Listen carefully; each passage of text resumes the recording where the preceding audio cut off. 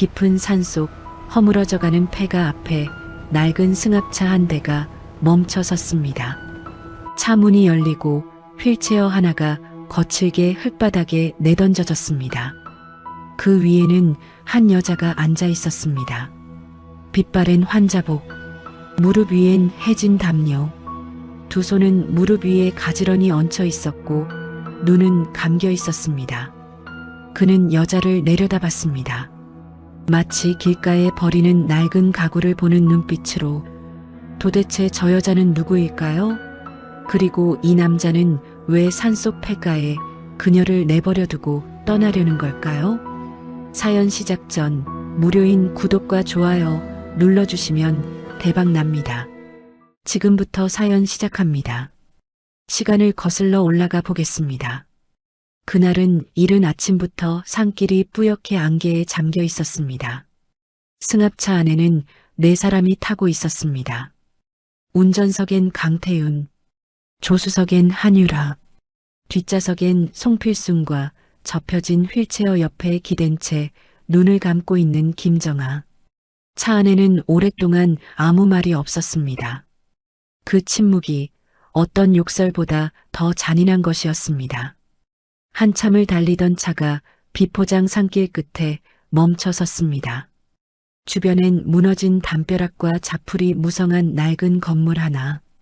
한때는 누군가 살았을 폐가였습니다. 강태윤이 차에서 내렸습니다. 트렁크를 열어 휠체어를 꺼내 흙바닥에 탁 내던지더니 뒷문을 열고 정아의 팔을 잡아 끌었습니다. 내려. 짧은 한마디였습니다. 아내를 부르는 말이 아니었습니다. 짐짝을 처분하는 말이었습니다. 정아는 눈을 감은 채 아무 반응이 없었습니다. 태윤은 그녀를 거칠게 끌어내어 휠체어에 앉혔습니다. 송필순이 차에서 내리며 혀를 찼습니다. 화려한 꽃무늬 양장 자락을 털더니 굵은 진주 목걸이를 만지작거리며 정아를 위에서 아래로 훑어봤습니다. 쯧쯧. 저 물건 때문에 우리 가족이 얼마나 고생을 했는지. 애초에 집안도 없고 배운 것도 없는 것을 들였다가 이게 무슨 꼴이야. 목소리엔 동정이라곤 한 톨도 없었습니다. 아들아, 어서 가자. 여기 두고 가면 그만이야. 어차피 저 몸으론 어디도 못 가. 그때 한유라가 차에서 내렸습니다. 빨간 립스틱을 바른 입술이 천천히 호를 그리며 웃었습니다. 몸매가 드러나는 실크 원피스 자락이 산바람에 살랑거렸고 그녀에게서 풍기는 향수 냄새가 숲속 공기를 비집고 들어왔습니다. 그녀는 정아의 휠체어 앞에 쪼그려 앉았습니다. 마치 어린아이에게 말을 걸듯이 그 목소리는 달콤하고 느른했습니다. 언니 잘 있어요. 오빠가 언니한테 드릴 거 다 드렸잖아요. 깨끗한 물도 있고 담요도 있고. 뭐가 더 필요해요? 아, 맞다. 언니는 이제 다리를 못 쓰잖아. 여기서 뭘 어떻게 하긴 하나. 킥하고 웃음이 새어나왔습니다. 입으로 막아보려 했지만 막을 생각이 없는 웃음이었습니다. 잘 쉬어요, 언니. 오래오래. 강태윤이 담배꽁초를 발로 지니기며 정아 앞에 섰습니다. 아, 정아는 반응이 없었습니다. 야, 나 말하는 거 들려? 목소리가 낮아졌습니다. 잔인하게 낮아졌습니다. 5개월 동안 내가 얼마나 고생한 줄 알아? 하반신 마비된 짐덩이 하나 달고 살면서 병원비에 간병비에.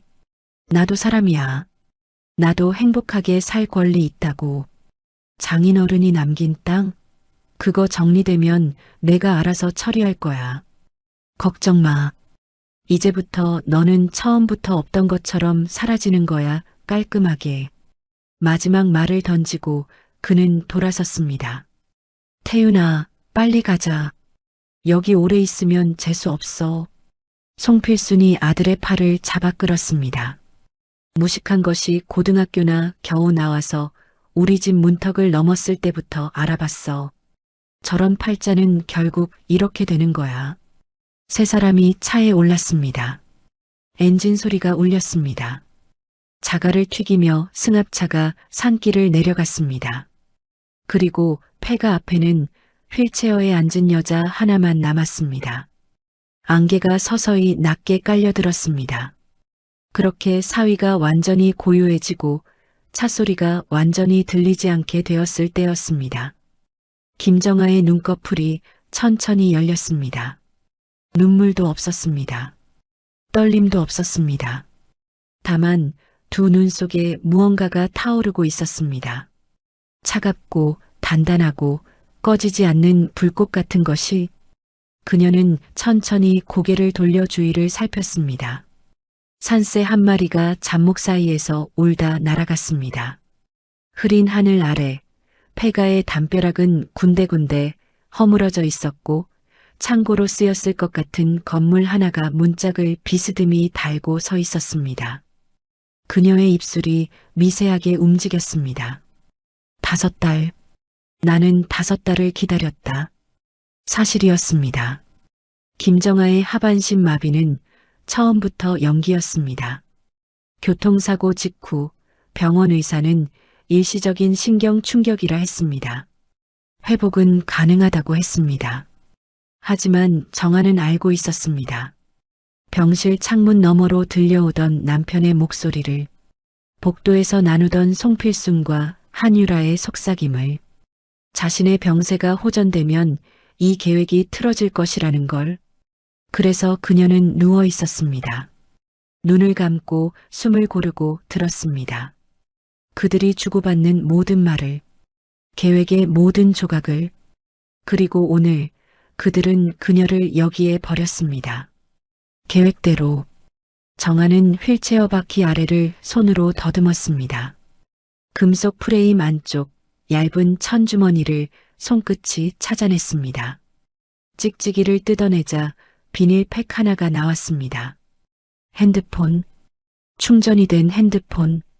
그 아래엔 두툼하게 접힌 지폐 묶음과 에너지바 2개, 진통제 한 판. 정아는 그것들을 환자복 안쪽에 차곡차곡 집어넣었습니다. 그러고는 두 손으로 휠체어 손잡이를 짚고 천천히 일어섰습니다. 처음엔 다리가 미세하게 떨렸습니다. 5달을 연기로 버텼으나 몸은 정직했습니다. 근육이 약해져 있었습니다. 다리가 기억을 찾는 데는 몇 초가 걸렸습니다. 하지만 섰습니다. 두 발로 똑바로. 창고 문을 어깨로 밀며 안으로 들어갔습니다. 먼지와 쥐 냄새가 가득했지만 지붕은 온전했습니다. 한쪽 구석에 오래된 공구들과 빈 포대들이 쌓여 있었습니다. 그 옆에 작은 플라스틱 의자 하나. 그녀는 거기에 앉아 핸드폰 전원을 켰습니다. 배터리는 74%. 산골이라 전파가 잡히지 않습니다. 눈을 감고 숨을 들이마셨습니다. 1번, 2번. 반드시 되갚아줄 거야. 첫날 밤은 길었습니다. 창고 바닥에 포대를 깔고 담요를 덮었습니다. 바람이 문틈으로 들어왔고 산짐승 소리가 간간히 들려왔습니다. 에너지바 반개를 천천히 씹으며 정하는 생각을 정리했습니다. 탈출 루트. 이 산길을 어떻게 내려가느냐. 휠체어로는 비포장 산길을 내려갈 수 없었습니다. 걸어야 했습니다. 하지만 다리 근육이 돌아오려면 하루 이틀은 더 필요했습니다.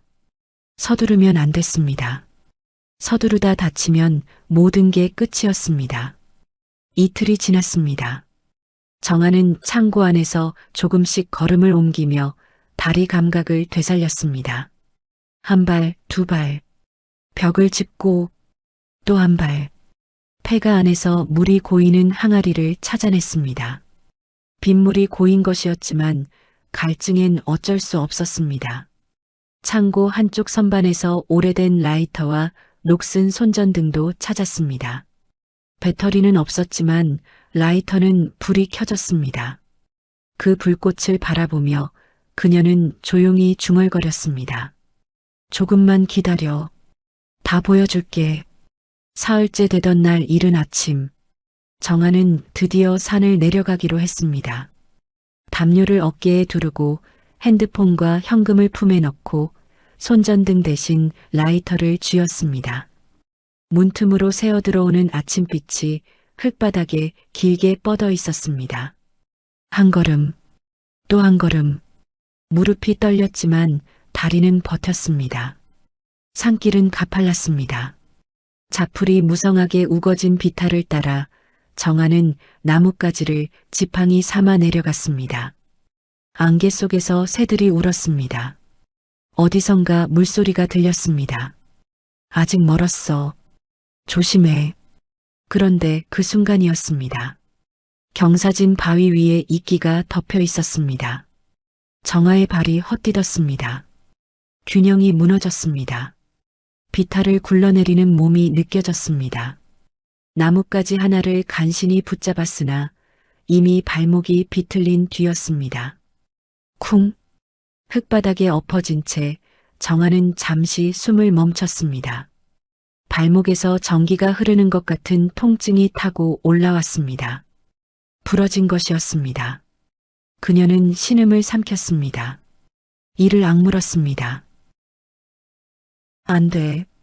여기서 그러면 안 돼. 나뭇가지로 발목을 고정시키고 담요 끝을 찢어 묶었습니다. 손바닥이 흙과 핏기로 더럽혀졌습니다. 그래도 그녀는 일어섰습니다. 절뚝이며 기며 나무를 잡고 또 잡으며 1시간이 지났습니다. 2시간이 지났습니다.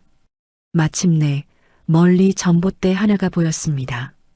그 너머로 아스팔트 길이 보였습니다. 정아는 전봇대 밑둥에 기대 쓰러지듯 앉았습니다. 발목은 이미 퉁퉁 부어 있었습니다. 손이 떨렸습니다. 핸드폰을 꺼냈습니다. 전파가 하나 잡혔습니다. 화면에 119를 눌러볼까 했습니다. 그런데 손이 멈췄습니다.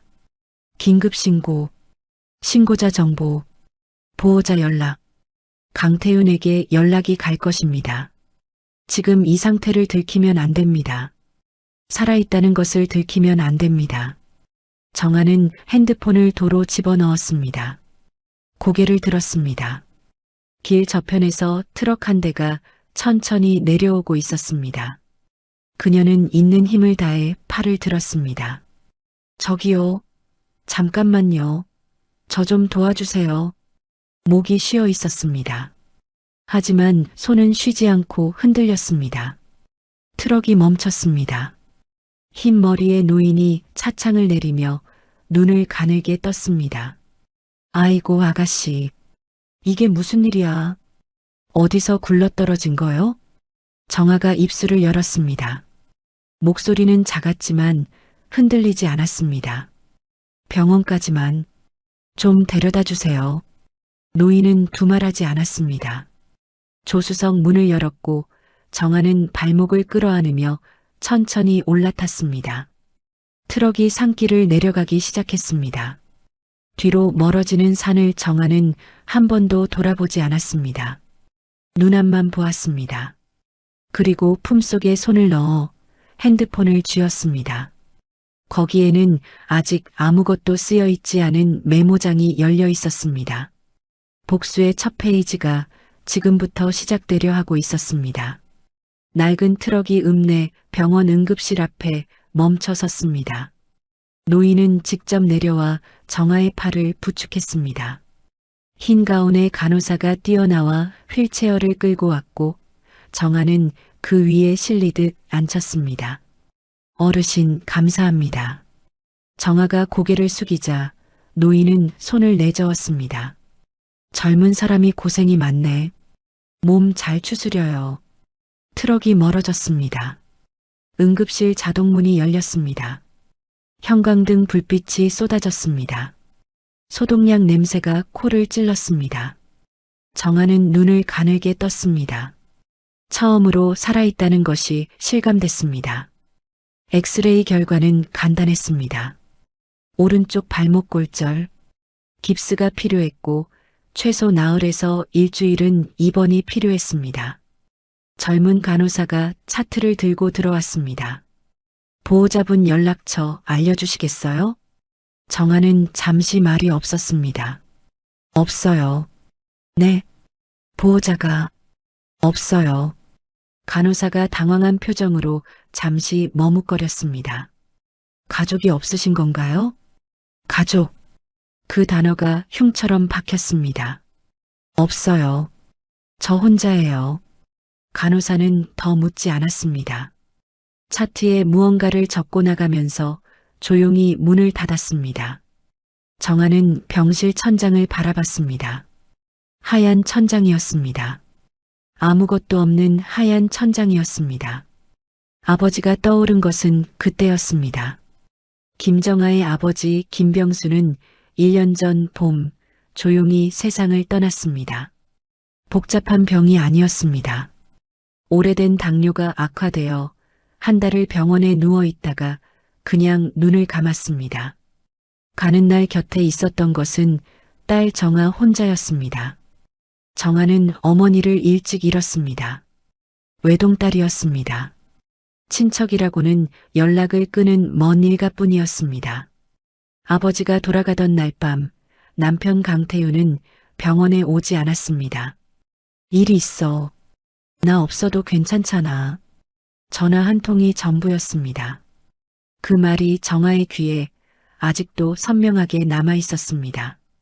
천장을 보며 눈물이 흘렀습니다. 소리 없이 그냥 흘렀습니다. 외로웠습니다. 찾아오는 사람도 없고 옆에 앉아줄 사람도 없고 이름을 불러줄 사람도 없는 병실이었습니다. 정아는 손등으로 눈물을 닦았습니다. 한 번, 두 번, 그리고 입술을 꽉 다물었습니다. 울면 끝이야. 울고 나면 다시 일어나야 해. 눈물이 멈췄습니다. 아니, 정확히는 눈물이 다른 것으로 바뀌었습니다. 단단하고 차갑고 좀처럼 녹지 않는 것으로. 오후가 되었습니다. 정아는 복도를 지나가는 간호사를 불러 세웠습니다. 저기 부탁이 하나 있는데요. 간호사가 고개를 돌렸습니다. 수첩이랑 펜 하나만 빌려주실 수 있어요? 써야 할 게 있어서요. 간호사는 잠시 생각하더니 간호 스테이션에서 노란 메모 수첩과 볼펜을 가져다 줬습니다. 필요하시면 더 말씀하세요. 정아는 고맙다고 했습니다. 그리고 수첩 첫 장을 펼쳤습니다. 펜을 쥔 손이 잠시 멈췄습니다. 기억을 정리해야 했습니다. 5달. 하반신 마비를 연기하는 동안 그녀는 오직 듣는 일에만 집중했습니다. 눈을 감고 누워 있으면 사람들은 쉽게 입을 열었습니다. 마비된 사람은 죽은 사람이나 마찬가지라고 생각했는지 아무도 말을 가리지 않았습니다. 그게 그들의 실수였습니다. 정아는 적기 시작했습니다.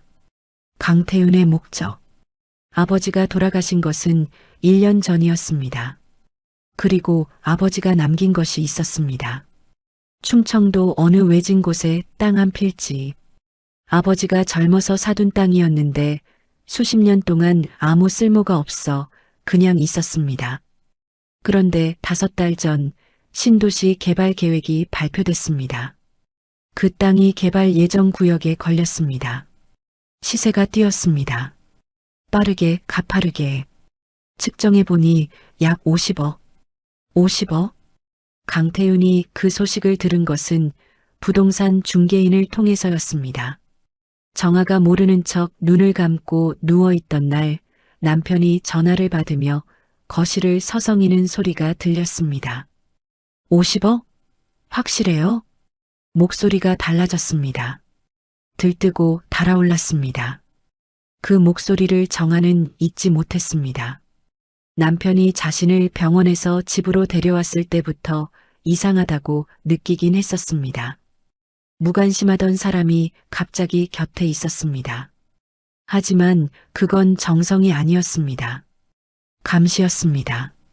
땅 문서가 어디 있는지, 인감이 어디 있는지, 정아가 얼마나 회복되고 있는지, 그것을 알기 위한 감시였습니다. 정아는 작은 글씨로 적었습니다. 땅 문서 위치 아버지 서랍 안봉투 인감증명 주민센터 재발급 가능 부동산 중개인 이름 들은 것 기억.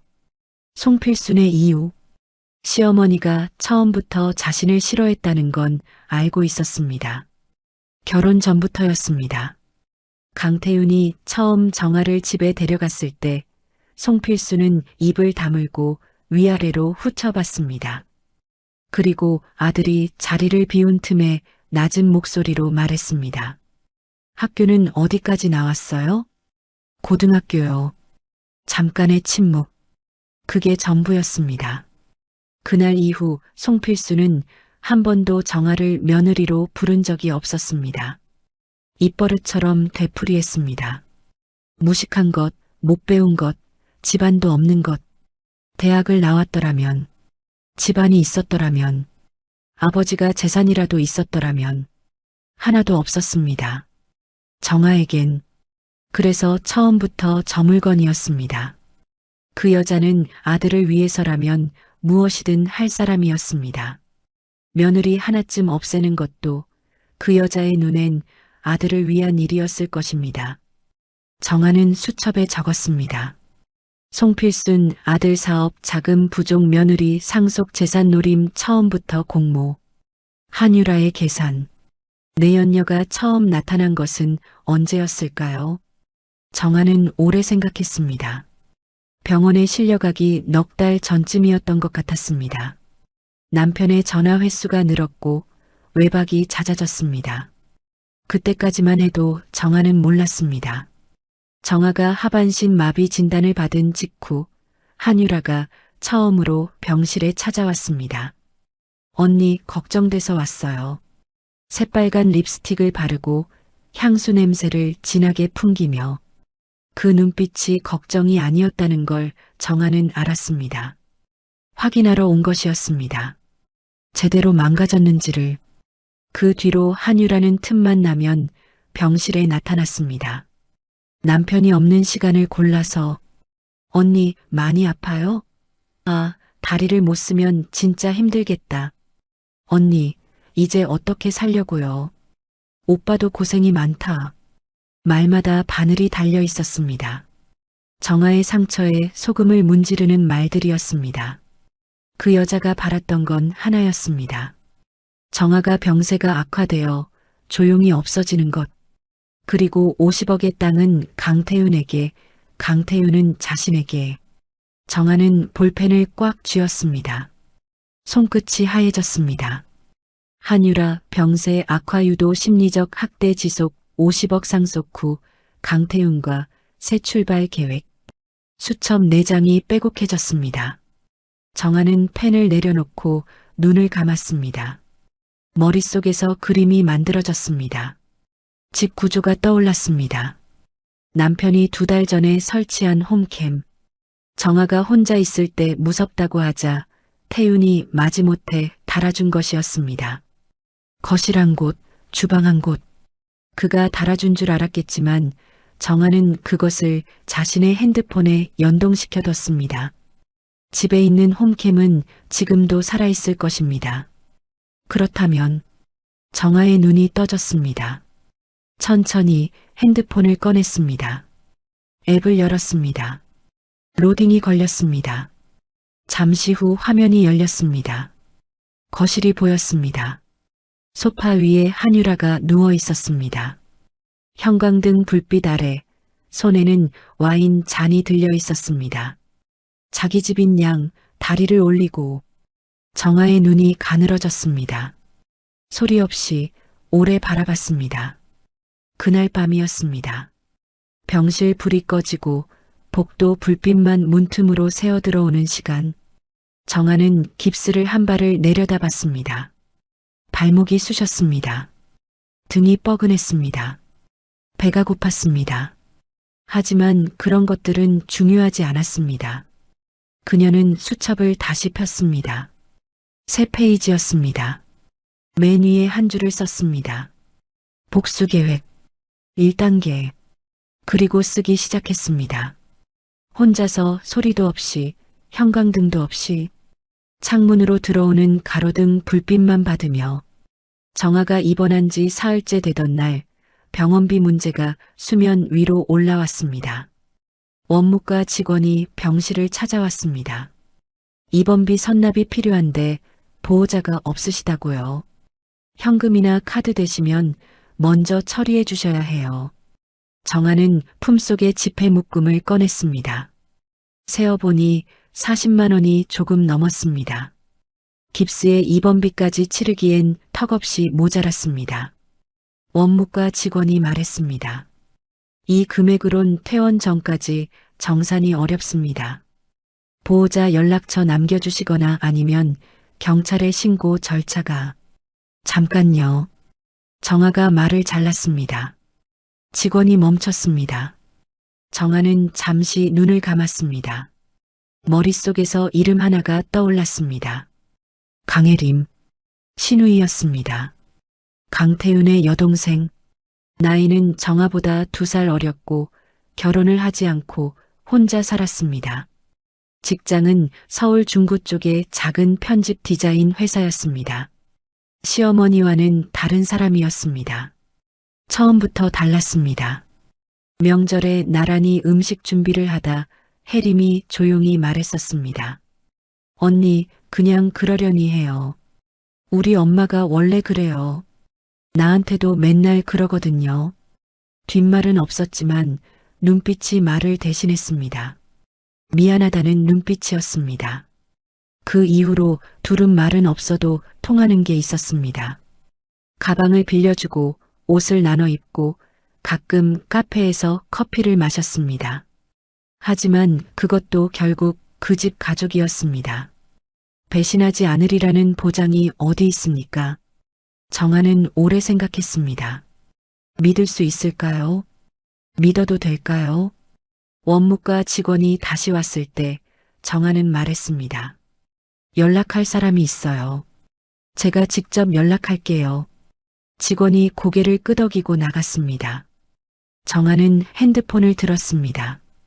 전화번호부를 열었습니다. 강혜림. 누를까요? 말까요? 10초가 지났습니다. 20초가 지났습니다. 정아는 통화 버튼을 눌렀습니다. 신호음이 3번 울렸습니다. 언니, 목소리가 들렸습니다. 낯설지 않은 그리고 조심스러운 목소리가. 정아의 목이 잠깐 막혔습니다. 혜림아, 언니 어디야? 연락이 안 돼서 오빠한테 물어봐도 병원 갔다고만 하고. 나 지금 병원이야. 어느 병원이야? 내가 갈게. 정아가 말했습니다. 혼자 와야 해. 내 오빠도 모르게, 어머니도 모르게. 혼자만 와야 해. 전화 저편이 조용해졌습니다. 그 침묵이 길어질수록 정아의 손이 조여들었습니다. 그러다 혜림이 말했습니다. 알았어. 주소 보내줘. 정아는 창문 곁에 서 있었습니다. 깁스를 한 발로 무게를 지탱하며 창 너머 주차장을 내려다봤습니다. 혜림이 온다고 했습니다. 1시간이 걸린다고 했습니다. 정아는 오는 차들을 하나하나 확인했습니다. 회색 세단. 아니었습니다. 흰색 소형차. 아니었습니다. 검은 SUV. 심장이 내려앉았습니다. 강태윤이 타는 차 색깔이었습니다. 하지만 번호판이 달랐습니다. 정아는 숨을 골랐습니다. 만약 혜림이가 오빠한테 말했다면 나는 지금 당장 이 병원을 나가야 해. 깁스를 하고라도 나가야 해. 하지만 혜림이가 혼자 왔다면. 은색 소형차가 주차장으로 들어왔습니다. 운전석 문이 열렸습니다. 금태 안경을 쓴 수수한 셔츠를 입은 여자가 내렸습니다. 혼자였습니다. 정아의 어깨에서 아주 조금 힘이 빠졌습니다. 혜림이 병실 문을 열고 들어왔을 때 정아는 침대에 앉아 그녀를 바라봤습니다. 혜림은 정아의 얼굴을 보고 멈췄습니다. 해진 환자복, 깁스, 흘기가 가시지 않은 손등.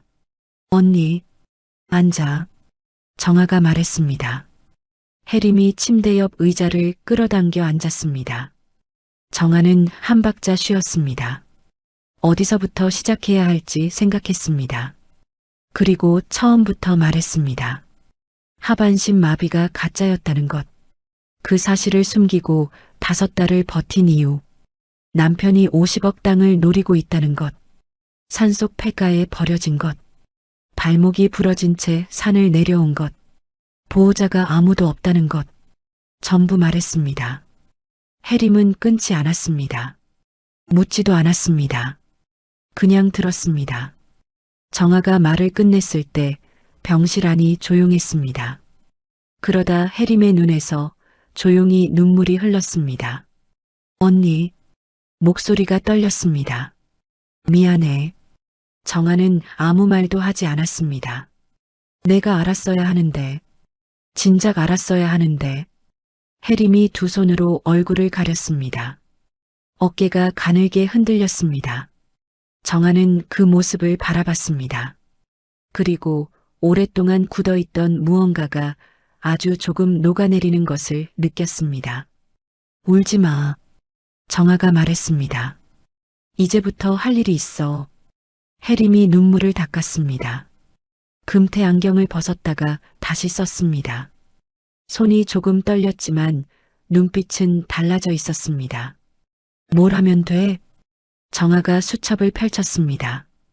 빼곡하게 적힌 글씨들을 해림이 눈으로 훑쳤습니다. 한 줄, 두 줄.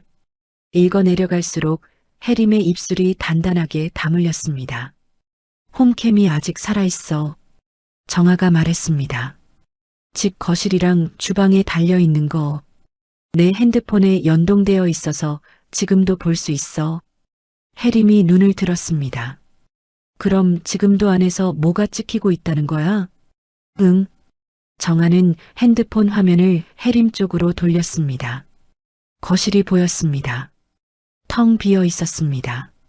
낮 시간이라 햇빛이 창으로 들어오고 있었습니다. 소파 위에 한유라의 핸드백이 올려져 있었습니다. 자기 집인 듯이 해림의 눈빛이 굳었습니다. 오빠가 결국 저 여자를 벌써 집에 들였네. 들인 게 아니야. 원래부터 거기 있었어. 내가 병원에 있는 동안에도. 해림이 긴 숨을 내쉬었습니다. 언니, 나한테 시키고 싶은 거 뭔지 말해. 정아는 수첩을 덮었습니다. 집에 들어가야 해. 나 대신. 해림이 고개를 끄덕였습니다. 뭘 가져와야 해? 홈캠 메모리. 그리고 내가 아버지 서랍에 넣어뒀던 봉투. 큰 서랍 맨 아래 칸 갈색 봉투야. 땅 관련 서류들이 들어있어. 알았어. 그리고 정아가 잠시 멈췄습니다. 수상하게 보이면 안 돼. 자연스럽게 들어가야 해. 해림이 잠깐 생각하더니 말했습니다. 언니 가방이랑 옷 빌리러 간다고 하면 돼. 나 원래 언니 가방 자주 빌렸잖아. 그걸 모르진 않겠지. 정아의 눈빛이 조금 밝아졌습니다. 그래. 그거면 돼. 다음 날 오전이었습니다. 해림은 평소보다 조금 늦게 일어나 거울을 봤습니다. 수수한 셔츠에 슬랙스를 입고 금태 안경을 고쳐 쓰고 가방 하나를 들었습니다. 평범한 날처럼 보여야 했습니다. 아파트 엘리베이터에서 내려 오빠 집 현관 앞에 섰습니다. 초인종을 눌렀습니다. 잠시 후 문이 열렸습니다. 강태윤이었습니다. 이태리제 수트 재킷을 걸치다 말고 나왔습니다.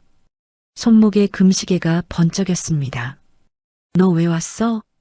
해림이 태연하게 말했습니다. 언니 가방 빌리러. 저번에 빌린다고 했잖아. 검은색 숄더백. 태윤의 눈썹이 조금 움직였습니다. 정아가 연락도 안 되는데 뭘 빌려. 연락하면 받겠어? 지금 언니 어디 있는지 오빠도 모르잖아. 짧은 침묵이 흘렀습니다. 해림은 눈 하나 깜짝하지 않았습니다. 태윤이 문을 비켜섰습니다. 들어와. 빨리 가져가. 거실 안으로 들어서자마자 향수 냄새가 훅 들어왔습니다. 소파에 한유라가 앉아 있었습니다. 실크 원피스에 빨간 립스틱. 손에는 잡지를 들고 있었습니다. 해림을 보고 천천히 눈을 들었습니다. 어머, 해림 씨. 왔어요? 네, 이젠 집에 들어왔네요. 어깨를 으쓱하며 대답하는 유라. 해림은 짧게 대답하고 복도 쪽으로 걸어갔습니다. 등 뒤에서 한유라의 목소리가 들렸습니다. 언니 가방 가져가려고요? 근데 언니가 허락한 거예요? 해림은 돌아보지 않았습니다. 원래 자주 빌려요. 안방으로 들어갔습니다. 문을 닫았습니다. 심장이 빠르게 뛰었습니다. 하지만 손은 침착하게 움직였습니다. 옷장을 열었습니다. 정아의 검은색 숄더백이 선반 위에 있었습니다. 꺼내서 어깨에 걸었습니다. 그리고 자연스럽게 화장대 쪽으로 움직였습니다. 그 옆에 서랍장이 있었습니다. 큰 서랍, 맨 아래 칸, 손잡이를 당겼습니다. 낡은 서랍이 끼이는 소리를 냈습니다. 해림은 그 소리에 잠깐 숨을 멈췄습니다. 갈색 봉투가 있었습니다. 안을 열어보지 않았습니다. 그냥 그대로 숄더백 안에 집어넣었습니다. 그때 방문이 열렸습니다. 송필순이었습니다. 화려한 꽃무늬 양장에 굵은 진주 목걸이, 눈이 날카로웠습니다. 이거 사. 여기서 뭐 하는 거야? 해림이 태연하게 돌아봤습니다. 엄마, 언니 가방 빌리러 왔어요. 저번에 빌린다고 했거든요. 빌리러는 무슨, 며느리가 어디 있는지 알고 왔냐? 몰라요. 연락이 안 되던데요. 송필순의 눈이 해림의 가방을 훑었습니다. 해림은 시선이 닿지 않도록 자연스럽게 몸을 틀었습니다.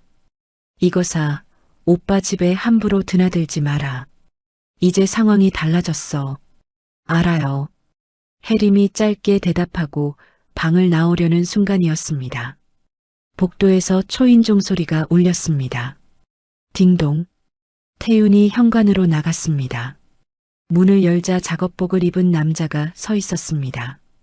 가스 정기 점검 나왔습니다. 태윤이 귀찮다는 듯 문을 비켰습니다. 들어오세요.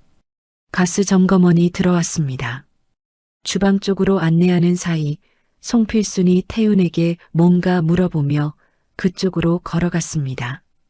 해림의 눈이 순간 빠르게 움직였습니다. 거실 한쪽 벽이 홈캠, 작고 하얀 기기가 거울처럼 앉아 있었습니다. 주방에서 가스 점검원의 목소리가 들렸습니다. 송필순이 대답하는 소리, 태윤이 거기 서 있는 소리, 한유라는 잡지를 보고 있었습니다. 해림 쪽은 보지 않았습니다. 해림은 천천히 걸어갔습니다.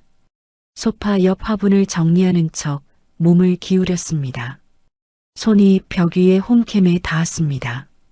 손가락이 뒤쪽 슬롯을 더듬었습니다. 메모리 카드가 빠졌습니다. 새 것으로 갈았습니다. 정아가 미리 알려준 대로였습니다. 빠진 메모리 카드는 손바닥 안으로 들어갔습니다. 주방에서 점검이 끝난 소리가 들렸습니다. 해림은 이미 거실 한복판에 서 있었습니다. 엄마, 나갈게요. 송필순이 주방에서 나오며 해림을 훑어봤습니다. 빨리 가. 태윤은 핸드폰 화면을 보고 있었습니다. 그 순간 전화가 울렸습니다. 회사 직원이었습니다. 사장님, 지금 회사에 문제가 생겼습니다. 태윤의 눈빛이 달라졌습니다. 해림에 대한 관심이 그 순간 완전히 꺼졌습니다. 알았어. 나간다. 유라야, 같이 회사 좀 가보자. 재킷을 고쳐 입고 현관으로 향했습니다. 한유라가 소파에서 일어나 가방을 들며 해림에게 눈을 흘겼습니다. 해림 씨, 가방 잘 쓰세요. 그리고 먼저 나갔습니다. 태윤이 뒤따라 나갔습니다. 현관문이 닫혔습니다. 송필순이 안방으로 들어가는 소리가 들렸습니다. 해림은 엘리베이터 안에서야 숨을 내쉬었습니다. 손바닥을 펼쳤습니다. 작은 메모리 카드 하나, 그리고 어깨의 숄더백 안에는 갈색 봉투. 엘리베이터 문이 닫혔습니다. 혜림의 입술이 아주 조금 움직였습니다. 언니 가져왔어. 병실로 돌아온 혜림이 숄더백을 정아의 무릎 위에 올렸습니다. 정아는 봉투를 꺼내 안을 확인했습니다. 땅 권리증, 부동산 관련 서류들, 아버지의 손글씨가 남은 메모지, 손가락이 떨렸습니다. 아버지가 남긴 것이었습니다. 딸에게 남기고 간 전부였습니다. 그 봉투를 남편이 가져갔더라면 정아는 서류들을 하나씩 확인하고 다시 봉투에 넣었습니다. 잘 가져왔어. 혜림이 메모리 카드를 내밀었습니다. 이것도. 정아는 카드를 받아 핸드폰에 꽂았습니다. 파일들이 올라오기 시작했습니다. 날짜별로 정렬된 영상들이었습니다. 거실, 주방, 날짜는 정아가 입원한 날부터 지금까지. 정아는 천천히 스크롤을 내렸습니다.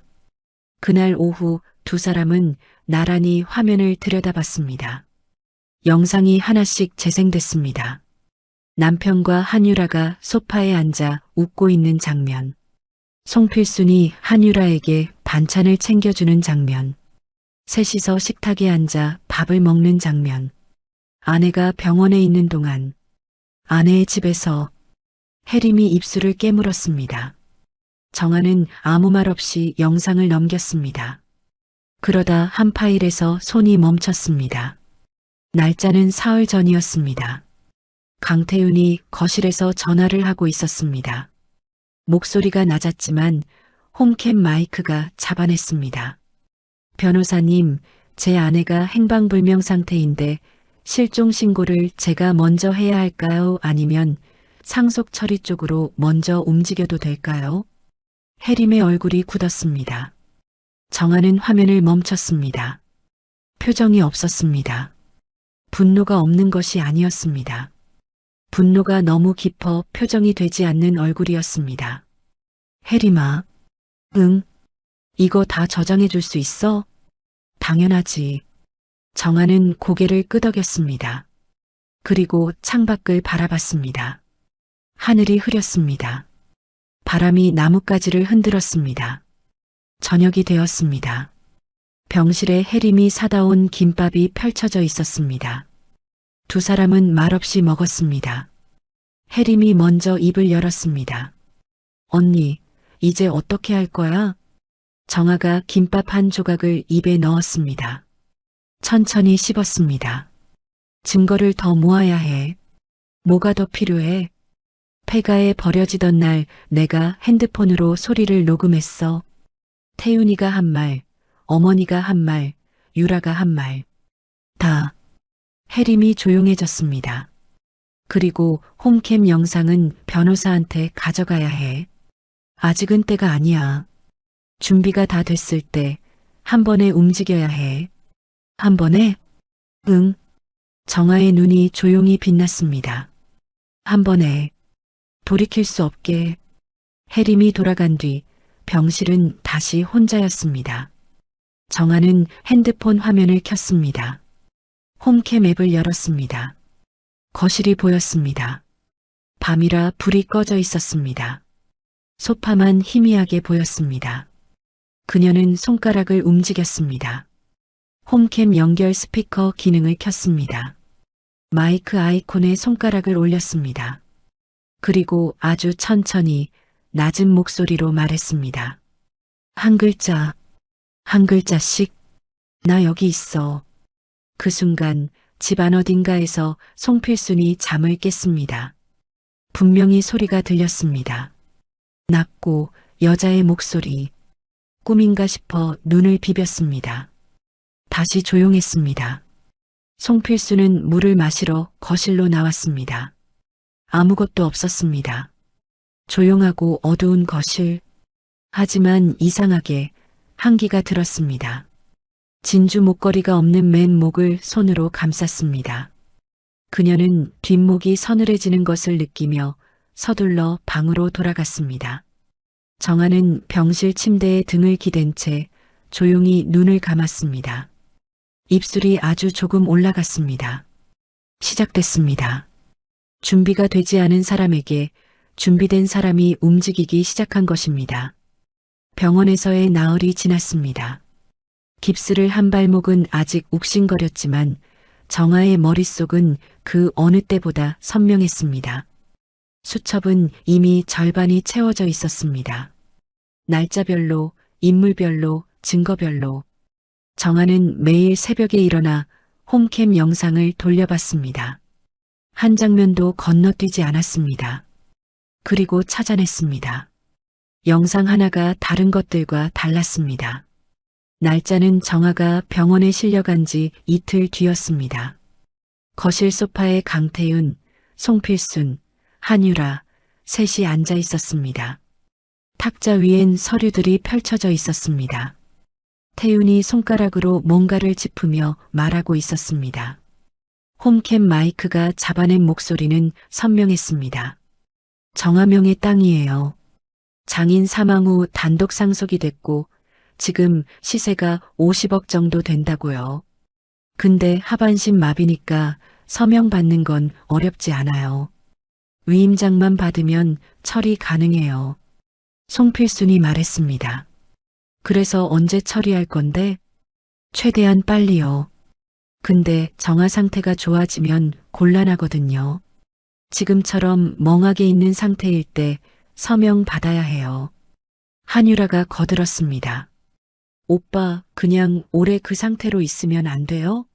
어차피 하반신 마비면 의지도 없을 텐데. 태윤이 짧게 웃었습니다. 잘 되면 자연스럽게 해결되는 거지.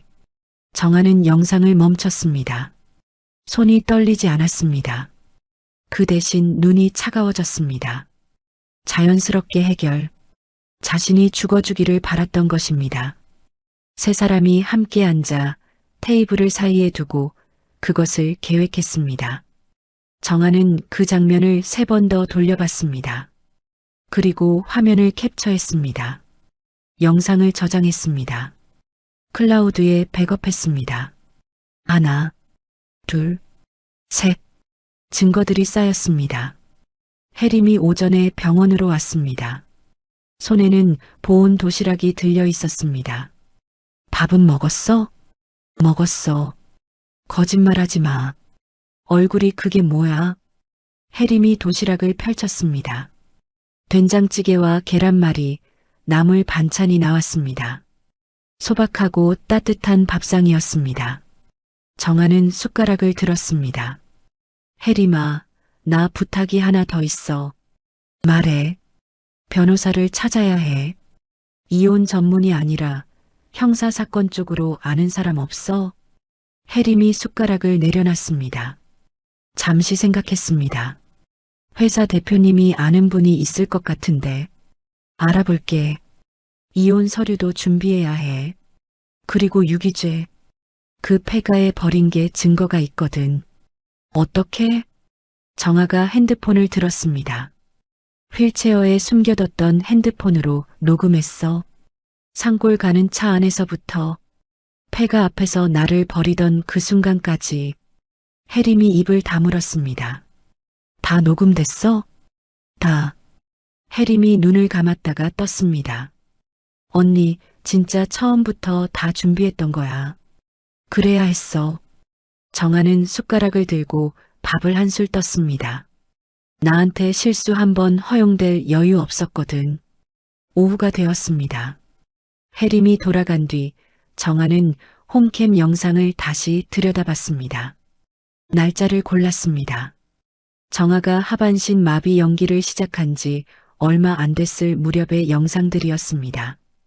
처음엔 별 다른 것이 없었습니다. 그러다 한 장면에서 손이 멈췄습니다. 주방이었습니다. 밤 늦은 시간이었습니다. 한유라가 싱크대 앞에 서 있었습니다. 핸드폰을 귀에 대고 있었습니다. 목소리는 낮았지만 마이크가 잡아냈습니다.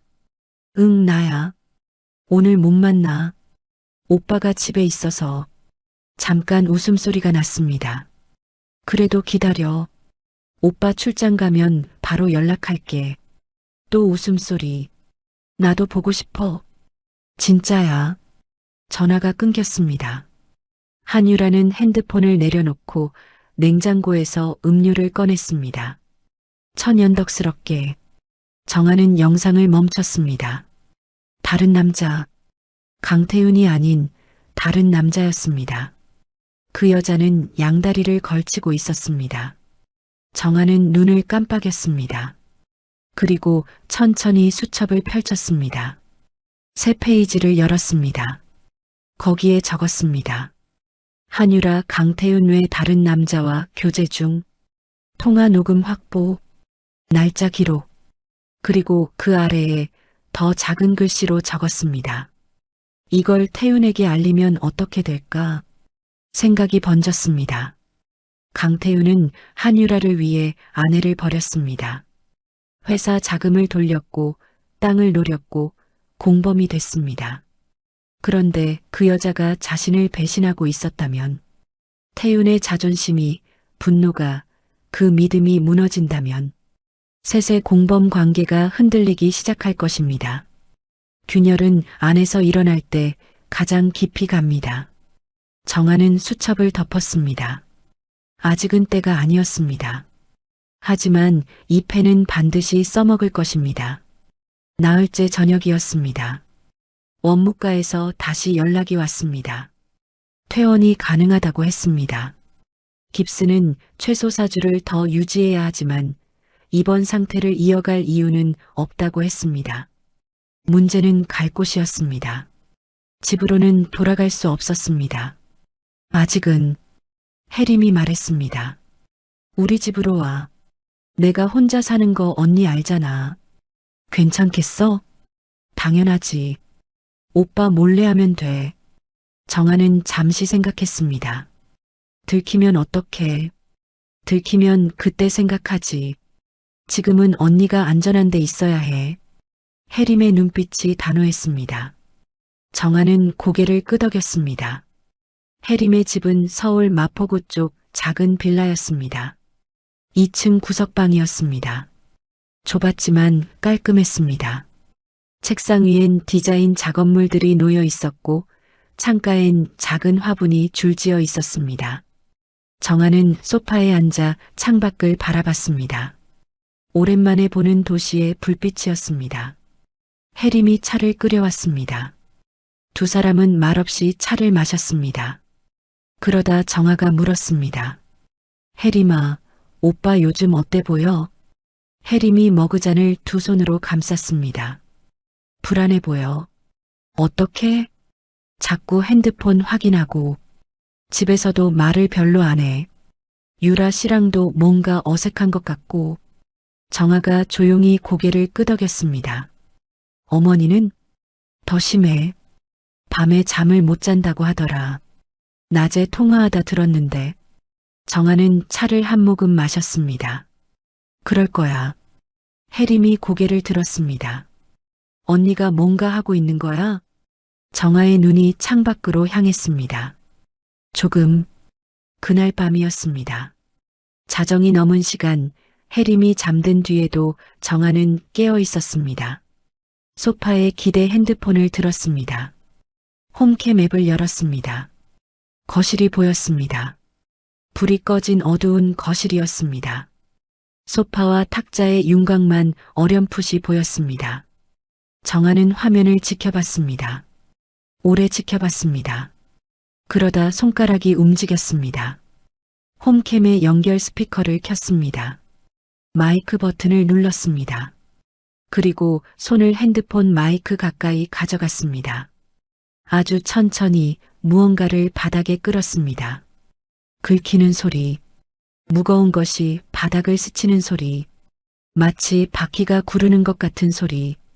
안방에서 인기척이 났습니다. 홈캠 화면 속 안방 문이 열렸습니다. 송필순이 나왔습니다. 머리가 헝클어져 있었습니다. 손으로 벽을 짚으며 거실을 둘러봤습니다. 아무것도 없었습니다. 어두운 거실, 조용한 공기. 송필순이 한참을 서 있었습니다. 몸을 돌려 화장실로 갔다가 다시 나와 거실을 한 번 더 둘러봤습니다. 그리고 안방으로 돌아갔습니다. 문이 닫혔습니다. 정아는 마이크 버튼을 껐습니다. 화면을 봤습니다.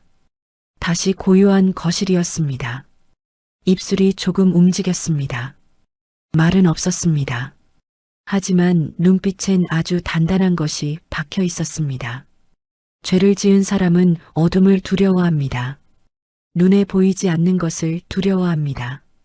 그리고 자신이 없애버렸다고 믿는 사람의 그림자를. 이틀이 더 지났습니다. 혜림이 변호사를 연결해줬습니다. 이름은 박진수, 형사 전문 변호사였습니다. 혜림 회사 대표의 소개였습니다.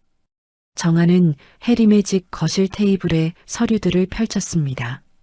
땅 권리증, 홈캠 영상 파일을 담은 USB, 수첩, 폐가에서 버려지던 날의 녹음 파일. 박진수 변호사가 하나씩 확인했습니다. 안경 너머로 서류를 훑던 그의 눈이 잠깐 멈췄습니다. 이 영상에서 이분들이 직접 발언하고 있습니까? 네. 폐가 유기 장면 녹음도 본인이 직접 하신 거고요? 네. 제 휠체어 아래 숨겨뒀던 핸드폰으로요. 박진수가 안경을 고쳐 썼습니다. 유기죄는 성립합니다. 그리고 이 영상에 담긴 상속재산 편취 모의는 사기 공모로 볼 수 있습니다. 배우자 쪽은 유기치사미수까지 적용 검토가 가능하고요. 정아가 물었습니다. 한 번에 움직일 수 있을까요? 준비가 다 되면요. 언제가 다 된 건가요? 박진수가 정아를 바라봤습니다. 지금 가지고 계신 것만으로도 충분합니다. 하지만 상대가 뭔가 움직이려 할 때 그 순간을 잡으면 더 강력합니다. 정아는 고개를 끄덕였습니다. 기다릴 수 있어요. 변호사가 돌아간 뒤 혜림이 물었습니다. 언니 무서운 생각 안 들어? 정아가 서류를 정리하며 대답했습니다.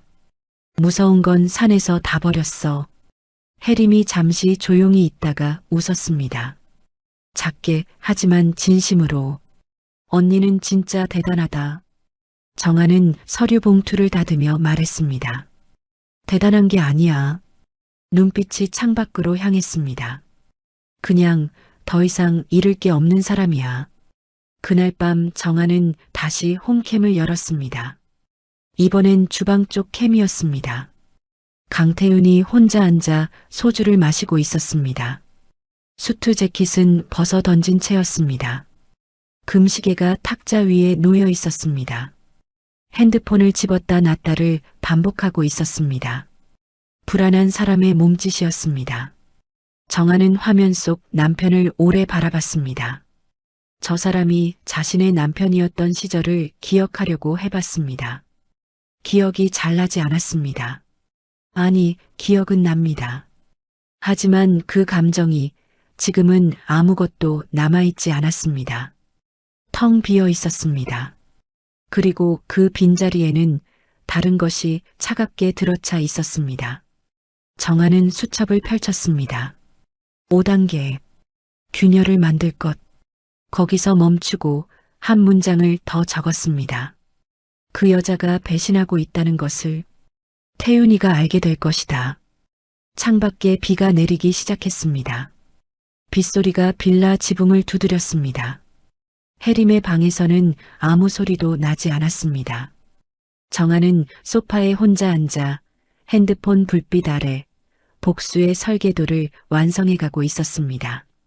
한 줄씩, 한 칸씩, 흔들림 없이.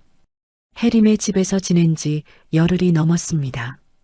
깁스를 한 발목은 조금씩 나아지고 있었습니다. 부기가 빠지고 발가락에 감각이 돌아왔습니다. 정아는 매일 아침 소파에서 일어나 창가까지 걷는 연습을 했습니다. 절뚝이면서도 조금씩 조금씩 몸이 돌아오는 만큼 계획도 단단해졌습니다. 밤이 되면 정아는 핸드폰을 들었습니다. 홈캠 앱을 열고 집안을 살폈습니다. 거실, 주방, 조용한 밤, 그리고 연결 스피커를 켰습니다. 오늘 밤도 어김없이. 정아가 핸드폰 마이크 쪽으로 손을 가져갔습니다. 낡은 의자 다리를 마루 바닥에 천천히 끌었습니다. 기익. 무거운 바퀴가 구르는 것 같은 소리. 묵직하고 불규칙하고 낮은 소리. 멈췄습니다. 다시 끌었습니다. 기익. 안방 불이 켜졌습니다.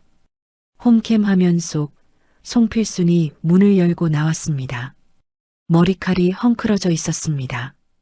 화려한 꽃무늬 잠옷이 구겨져 있었습니다. 굵은 진주 목걸이도 없는 맨목이 유독 늙어 보였습니다. 거실을 둘러봤습니다. 아무것도 없었습니다. 송필순이 벽 스위치를 올렸습니다. 거실에 불이 들어왔습니다. 텅 빈 소파, 탁자, 창문. 그녀의 눈이 구석구석을 훑었습니다. 손이 떨리고 있었습니다. 태윤아. 목소리가 잠겨 있었습니다. 태윤아. 안방에서 강태윤이 나왔습니다. 눈이 반쯤 감겨 있었습니다. 왜요, 어머니? 또 소리 났어. 바퀴 소리. 분명히 들었어. 태윤이 거실을 둘러봤습니다. 아무것도 없었습니다. 어머니, 꿈꾸신 거예요. 자요. 꿈이 아니야. 세 번째라고. 나 귀신 들린 집에서 못 살아. 태윤의 얼굴이 굳었습니다. 어머니, 목소리 낮추세요. 아니, 이 집에 뭔가 있다니까. 분명히 있어. 뒤에서 한유라가 나왔습니다. 실크 잠옷 위에 가디건을 걸쳤습니다. 무슨 일이에요?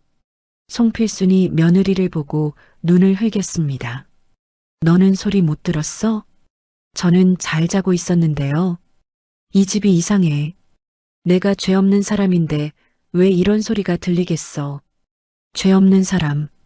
정아는 화면 속 송필순의 입술을 읽으며 마이크에서 손을 뗐습니다. 죄 없는 사람이라고 했습니다. 정아의 입술이 아주 조금 올라갔습니다. 죄 있는 사람이 밤마다 소리를 듣는 것입니다. 죄 없는 사람은 그냥 잡니다. 다음 날 오전이었습니다. 정아는 편의점에서 유심을 하나 샀습니다. 혜림이 사다 줬습니다. 아무 이름도 없는 선불 유심이었습니다. 정아는 그것을 오래된 공기계에 끼웠습니다. 혜림이 창고에서 꺼내온 낡은 핸드폰이었습니다. 전원을 켰습니다. 번호를 입력했습니다. 강태윤의 번호, 그리고 메시지를 썼습니다. 짧고 선명하게. 요즘 잘 지내시죠? 정아 씨 어디 갔는지 궁금하지 않으세요? 전송했습니다. 30초가 지났습니다. 홈캠 화면을 봤습니다. 강태윤이 소파에 앉아 있다가 핸드폰을 집어들었습니다. 화면을 봤습니다. 표정이 굳었습니다. 자리에서 일어났습니다. 주방으로 들어갔습니다. 전화를 걸었습니다. 발신음이 울리는 것 같았습니다. 하지만 정아는 이미 유심을 빼놓은 뒤였습니다. 이틀 뒤, 이번엔 한유라에게 보냈습니다. 번호를 바꿨습니다. 다른 선불 유심이었습니다. 언니 소식 들었어요? 산속에 두고 왔다더니. 겁도 없네. 한유라의 반응은 달랐습니다. 홈캠 화면 속 그녀는 메시지를 보고 소파에서 벌떡 일어났습니다. 태윤에게 달려갔습니다. 오빠, 이거 봐봐. 누가 나한테 이런 문자를 보냈어. 태윤이 화면을 봤습니다. 얼굴이 굳었습니다. 번호가 어디서 난 거야? 나도 몰라. 누가 우리 일을 알고 있는 거 아니야? 목격자가 있을 리 없잖아. 그럼 이게 뭔데? 두 사람이 마주 봤습니다. 그 사이에 침묵이 흘렀습니다. 믿음이 아닌 의심이 담긴 침묵이었습니다. 사흘이 더 지났습니다. 정아는 수첩을 펼쳤습니다. 한유라 다른 남자와의 통화. 날짜 6건 이상 확인됨. 영상들을 다시 꺼냈습니다. 새벽 늦은 시간 주방에서 조용히 전화를 받는 한유라. 거실 구석에서 문자를 빠르게 지우는 한유라. 태윤이 없는 낮 시간 짧게 통화하고 웃는 한유라. 같은 톤이었습니다. 같은 온도였습니다. 태윤에게 하는 목소리가 아니었습니다. 다른 남자를 향한 목소리였습니다. 정하는 영상 하나를 골랐습니다. 가장 선명하게 목소리가 담긴 것이었습니다. 나도 보고 싶어. 오빠 없을 때 보자. 그걸 클립으로 잘랐습니다. 해림에게 부탁했습니다. 이 목소리에서 남자 이름이라도 들리는 거 없는지 전부 다시 한번 들어봐 줄 수 있어? 해림이 이어폰을 꼈습니다. 영상을 들었습니다. 눈이 조금씩 커졌습니다. 언니 여기. 한 클립에서 해림이 멈췄습니다. 여기서 한유라 씨가 이름 부르는 것 같아. 준혁이라고. 정아가 그 부분을 다시 들었습니다. 준혁아 나야. 짧지만 선명했습니다. 정아는 수첩에 적었습니다. 다른 남자 준혁. 한유라와 지속적 연락 중. 그날 밤이었습니다. 자정이 지난 시간 정아는 선불 유심을 다시 꼈습니다. 이번엔 강태윤의 번호로 메시지를 보냈습니다. 내 여자랑 같이 살고 있으니까 좋겠네. 근데 나도 같이 살고 싶거든. 유라가 보고 싶다. 전송했습니다. 그리고 홈캠을 켰습니다. 5분이 지났습니다. 거실에 불이 켜졌습니다. 태윤이 소파에 앉아 핸드폰을 들고 있었습니다. 얼굴이 굳어 있었습니다. 뒤이어 한유라가 나왔습니다. 오빠 무슨 일이야? 태윤이 핸드폰을 한유라 쪽으로 내밀었습니다. 이거 봐. 한유라가 화면을 봤습니다. 표정이 굳었습니다. 이게 뭐야? 모르냐고 내가 묻는 거야. 나도 처음 보는 번호야. 아니, 내용이. 자기가 보고 싶다는 거. 준혁이라는 이름 아는 사람 있어? 짧은 침묵이 흘렀습니다. 한유라의 눈이 흔들렸습니다. 몰라. 몰라. 나 모르는 사람이야. 태윤의 눈빛이 달라졌습니다. 유라야. 왜? 나 눈 있어. 낮고 차가운 목소리였습니다. 요즘 내 전화 횟수가 이상한 거 내가 몰랐을 것 같아? 새벽에 나가서 전화하는 거, 낮에 문자 지우는 거. 한유라가 뒤로 물러섰습니다. 오빠 오해하는 거야. 오해면 이 번호로 전화해봐. 지금. 그래. 지금 바로. 한유라가 입술을 깨물었습니다. 이상한 번호한테 왜 내가 전화를 해? 왜 못해? 목소리가 올라갔습니다. 내가 왜 내 앞에서 증명을 해야 하는데? 오빠가 나 믿지 못하는 거야? 믿음의 문제가 아니야. 이 문자가 너를 안다고 하잖아. 안방 문이 열렸습니다. 송필순이 나왔습니다. 또 잠을 못 잔 얼굴이었습니다. 밤중에 이게 무슨 소리야? 태윤이 핸드폰을 어머니에게 내밀었습니다. 어머니, 이거 보세요. 송필순이 화면을 봤습니다. 눈이 가늘어졌습니다. 그리고 한유라를 봤습니다. 야, 이게 무슨 일이야? 한유라가 고개를 들었습니다. 어머님, 저도 모르는 번호예요. 모르는 번호에서 왜 너 이름이 나와? 저한테 왜 그러세요? 저도 억울해요. 송필순의 목소리가 높아졌습니다. 억울해? 내가 억울해? 우리 아들이 전부 다 바쳐서 너 하나 믿고 있었는데 다 바친 게 뭔데요? 저도 이 일에 끼어든 거 아니에요? 기집애, 이거 사. 지금 우리한테 큰 소리야? 큰 소리가 아니라 진짜를 말하는 거예요. 지금 오빠가 저 의심하잖아요. 내가 뭘 잘못했는데요? 태윤이 끼어들었습니다. 목소리 낮춰. 나는 못 낮춰. 한유라의 눈에 눈물이 맺혔습니다.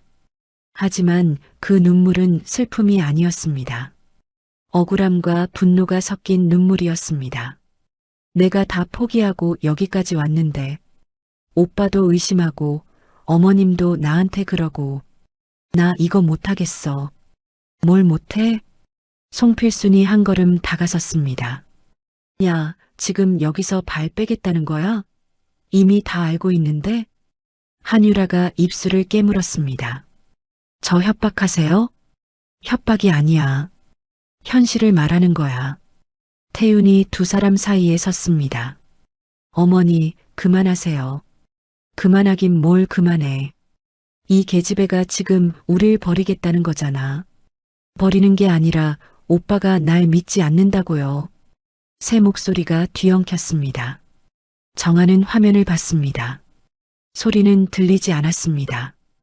홈캠 마이크가 잡기엔 세 사람이 너무 동시에 말하고 있었습니다.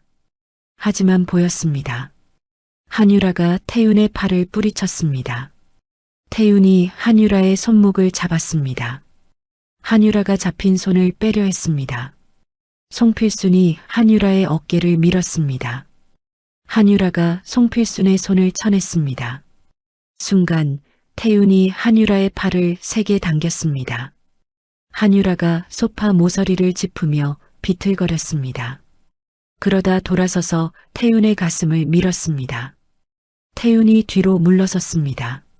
송필순이 그 사이를 파고들며 한유라를 향해 손가락질을 했습니다.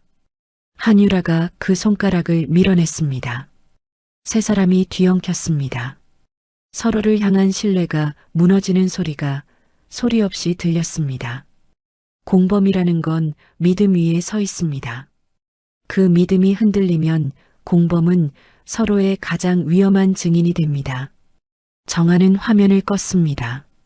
소파에 등을 기댔습니다. 창밖에 가로등이 켜져 있었습니다. 빗방울이 유리창을 두드렸습니다. 정하는 눈을 감았습니다. 가슴이 뜨겁지 않았습니다. 차갑지도 않았습니다. 그냥 고요했습니다. 혜림이 방에서 나왔습니다. 눈이 반쯤 감겨 있었습니다. 언니, 아직 안 자? 응.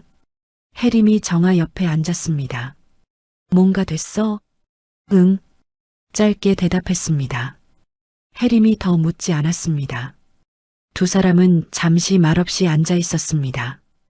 빗소리가 작아졌습니다. 혜림이 먼저 말했습니다. 언니, 다음 단계가 뭐야? 정아가 눈을 떴습니다. 창밖을 바라봤습니다. 이제 마지막이야. 언제? 그 세 사람이 가장 갈라진 순간. 그때 한 번에 움직이는 거야. 혜림이 고개를 끄덕였습니다. 정아가 덧붙였습니다.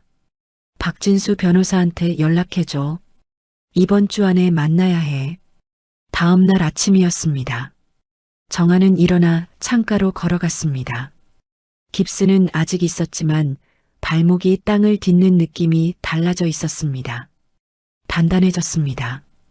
햇빛이 유리창으로 들어왔습니다. 정아는 잠시 그 햇빛을 받으며 서 있었습니다. 품속에서 핸드폰을 꺼냈습니다. 선불 유심이 아니었습니다. 자신의 번호로 등록된 진짜 핸드폰이었습니다. 메모장을 열었습니다. 거기에 하나를 더 적었습니다. 결정탑 회가 유기장면 녹화 파일, 변호사 제출 준비 완료, 그리고 그 아래에 준비됐다. 세 글자였습니다. 짧고 조용하고 흔들림이 없었습니다. 폐가에서 눈을 뜨던 날부터, 산을 내려오던 날부터, 병실에서 수첩을 쥐던 날부터 모든 날들이 이 세 글자를 향해 있었습니다. 정아는 핸드폰을 닫았습니다. 그리고 창밖을 바라봤습니다. 서울의 아침이 환하게 열리고 있었습니다. 박진수 변호사 사무실은 서울 서초구의 낡은 건물 5층에 있었습니다. 엘리베이터가 없었습니다. 정아는 혜림의 부축을 받으며 계단을 올라갔습니다. 깁스를 한 발이 계단 모서리에 닿을 때마다 통증이 올라왔지만 멈추지 않았습니다. 문을 열고 들어서자 박진수가 자리에서 일어났습니다. 오셨습니까? 정아가 자리에 앉았습니다. 테이블 위에 봉투 하나를 올렸습니다. 다 가져왔어요. 봉투 안에서 나온 것들이었습니다. USB 2개, 홈캠 영상이 담긴 것과 녹음 파일들이 담긴 것, 핸드폰 하나, 휠체어 좌석 아래에 숨겨뒀던 그것, 폐가로 가는 차 안에서부터 버려지던 순간까지 전부 담겨 있는 것. 그리고 수첩. 5달의 기록이 빽빽하게 적힌 노란 수첩. 박진수가 하나씩 확인했습니다. 핸드폰 영상을 재생했습니다. 차 안에서 강태윤의 목소리가 흘러나왔습니다. 야, 나 말하는 거 들려? 이제부터 너는 내 아내가 아니야. 송필순의 목소리. 어차피 저 몸으론 어디도 못 가. 한유라의 목소리. 잘 쉬어요, 언니. 오래오래. 폐가 앞에서 세 사람이 차에 오르는 소리. 엔진이 켜지는 소리. 자갈이 튀기는 소리. 그리고 완전한 침묵. 박진수가 영상을 껐습니다. 안경을 벗었다가 다시 썼습니다. 충분합니다. 정아가 말했습니다. 언제 움직일 수 있어요? 지금 당장 가능합니다. 경찰서에 고소장이 접수된 것은 그날 오후였습니다. 피고소인 셋. 강태윤, 송필순, 한유라. 혐의는 명확했습니다. 유기치사미수, 사기 공모, 재산 편취 시도. 박진수가 직접 서류를 들고 들어갔습니다. 정아는 대기실 의자에 앉아 기다렸습니다. 혜림이 옆에 있었습니다. 아무 말도 하지 않았습니다. 그냥 옆에 있었습니다. 정아는 그것으로 충분했습니다. 수사는 빠르게 움직였습니다. 영상 증거가 명확했습니다. 녹음 파일이 선명했습니다. 홈캠에 담긴 세 사람의 공모 장면은 변호사도 손을 쓰기 어려운 수준이었습니다. 강태윤이 경찰에 출석했습니다. 처음엔 부인했습니다. 아내가 어디 갔는지 저도 몰랐습니다. 실종 신고를 하려고 준비 중이었습니다. 형사가 핸드폰 영상을 재생했습니다. 강태윤의 얼굴이 굳었습니다. 더 이상 말이 없었습니다. 송필순이 출석했습니다. 꽃무늬 양장 대신 수수한 회색 바지에 흰 블라우스를 입고 나왔습니다. 굵은 진주 목걸이는 없었습니다. 화장기도 없었습니다. 형사 앞에 앉더니 말했습니다. 나는 그냥 아들이 하는 대로 따라간 것뿐이에요. 형사가 홈캠 영상을 틀었습니다. 어차피 저 몸으론 어디도 못 가. 자신의 목소리였습니다. 송필순이 입술을 다물었습니다. 변호사 선임하겠습니다. 한유라는 출석 통보를 받자마자 강태윤에게 전화를 했습니다. 오빠, 이게 어떻게 된 거야? 나한테 왜 연락이 오는 거야? 강태윤은 전화를 받지 않았습니다. 한유라가 다시 걸었습니다. 받지 않았습니다. 세 번째에 겨우 연결이 됐습니다. 강태윤의 목소리는 차가웠습니다. 각자 알아서 해. 무슨 말이야? 우리가 같이 한 건데 왜 각자야? 같이 한 거 맞아. 근데 이제 나도 내 목이 먼저야. 전화가 끊겼습니다. 공범은 결국 서로의 적이 됩니다. 믿음 위에 쌓인 것은 믿음이 무너지면 함께 무너집니다. 세 사람이 각자의 변호사를 선임했습니다. 그리고 서로를 향해 손가락질을 시작했습니다. 재판은 석 달에 걸쳐 진행됐습니다. 정아는 증인석에 앉았습니다. 법정안이 조용했습니다. 정아의 옆엔 박진수 변호사가 앉아 있었습니다. 방청석 맨 앞자리엔 혜림이 앉아 있었습니다. 금태 안경 너머의 눈이 정아를 바라봤습니다. 정아는 정면을 봤습니다. 판사가 물었습니다. 피해자 진술을 시작해 주시겠습니까? 정아가 마이크 앞으로 몸을 기울였습니다. 목소리가 흔들리지 않았습니다. 네. 진술은 길었습니다. 하반신 마비를 연기한 5달. 그 사이에 들은 것들. 폐가로 향하던 날. 버려지던 순간. 부러진 발목으로 산을 내려오던 밤. 법정안이 조용했습니다. 방청석에서 누군가 숨을 들이켰습니다. 정아는 멈추지 않았습니다. 끝까지 말했습니다. 한마디도 빠뜨리지 않았습니다. 강태윤은 피고인석에 앉아 고개를 숙이고 있었습니다. 이태리제 수트가 아니었습니다. 구겨진 남색 재킷이었습니다. 손목에 금시계도 없었습니다. 정아의 진술이 끝났을 때 그는 고개를 들지 않았습니다. 송필수는 가끔 눈을 감았습니다. 가끔 입술을 달싹였습니다. 하지만 아무 말도 나오지 않았습니다. 한유라는 정아를 한번 쳐다봤습니다. 그 눈빛은 예전과 달랐습니다. 달콤하지도 느른하지도 않았습니다. 그냥 겁먹은 눈이었습니다. 판결은 명확했습니다. 강태윤, 유기치사 미수, 사기 공모, 재산 편취 시도, 징역 4년에 집행유예 없이 실형. 송필순, 유기공모, 재산 편취 가담, 징역 2년 집행유예 3년. 한유라, 유기공모, 심리적 학대 가담, 징역 1년 6개월 집행유예 2년. 판사가 선고를 마치고 의사봉을 내려쳤습니다.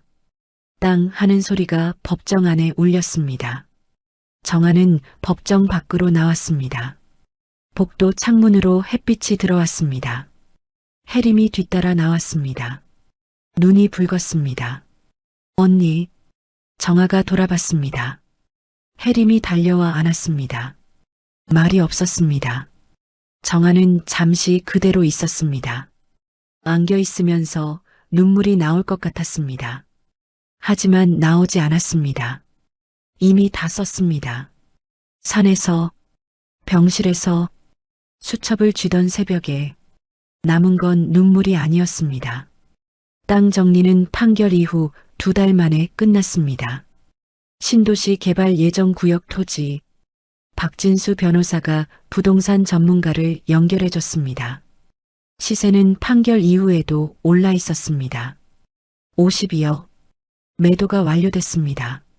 정아의 통장에 숫자가 찍혔습니다. 그 숫자를 오래 바라봤습니다.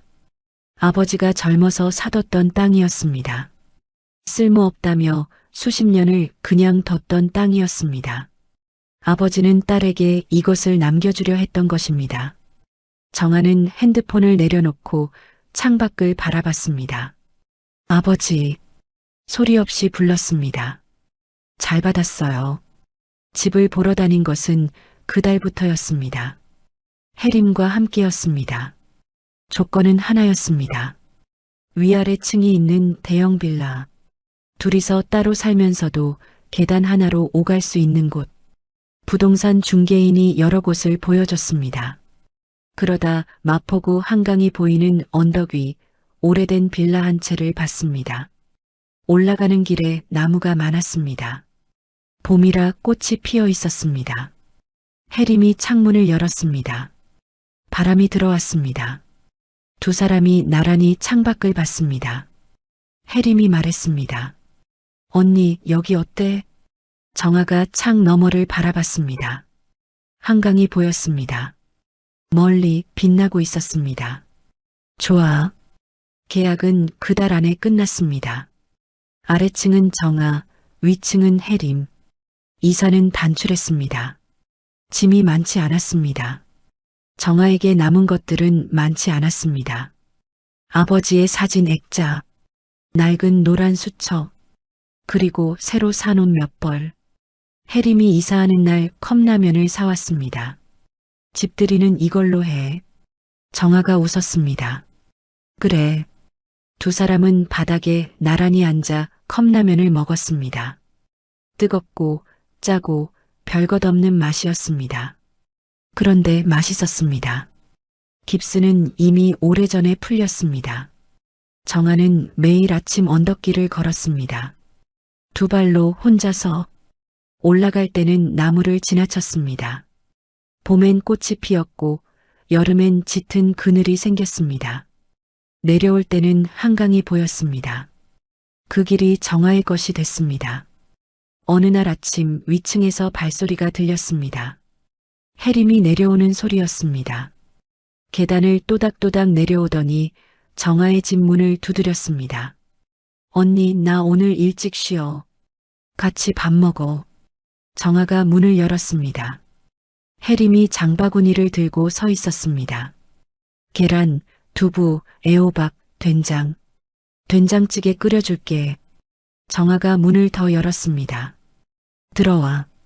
밥상이 차려졌습니다. 된장찌개에서 김이 올라왔습니다. 계란말이가 접시에 담겼습니다. 애호박 볶음이 그 옆에 놓였습니다. 소박하고 따뜻한 밥상이었습니다. 두 사람이 마주 앉았습니다. 혜림이 숟가락을 들었습니다. 먹자. 정아가 고개를 끄덕였습니다. 그래. 밥을 먹다가 혜림이 말했습니다. 언니, 이제 뭐 하고 싶어? 정아가 숟가락을 내려놨습니다. 생각했습니다. 오래 생각했습니다. 공부. 응. 대학? 늦었지만 가고 싶어. 혜림이 눈을 크게 떴습니다. 그러더니 웃었습니다. 환하게 진심으로. 언니, 그거 진짜 좋다. 나 응원할게. 정아도 웃었습니다. 오래간만에 조용히 하지만 제대로 웃었습니다. 창문으로 햇빛이 들어왔습니다. 된장찌개 김이 햇빛 속에서 퍼졌습니다. 그날 오후 정아는 책상에 앉았습니다. 노란 수첩을 꺼냈습니다. 5달의 기록이 담긴 수첩이었습니다. 복수의 설계도, 증거들의 목록, 인물들의 이름, 마지막 페이지를 펼쳤습니다. 거기엔 아무것도 적혀 있지 않았습니다. 정아는 볼펜을 들었습니다. 그리고 딱 한 줄을 썼습니다. 이제 내 차례다. 창밖에서 바람이 나뭇가지를 흔들었습니다. 잎들이 햇빛을 받아 빛났습니다. 정아는 수첩을 덮었습니다. 서랍에 넣었습니다. 그리고 일어섰습니다. 두 발로 단단하게 흔들림 없이 한강이 보이는 창문 앞에 서서 정아는 오래바람을 맞았습니다. 시궁창에서도 꽃은 핍니다. 가장 깊은 곳에서 올라온 꽃이 가장 오래 남습니다. 김정아의 봄이 이제 막 시작되고 있었습니다. 사연 속 내용 어떻게 생각하시나요? 댓글로 의견을 남겨주세요. 재미있으셨다면 무료인 구독과 좋아요 꼭 부탁드려요. 다음에도 재미있는 사연으로 찾아뵙겠습니다.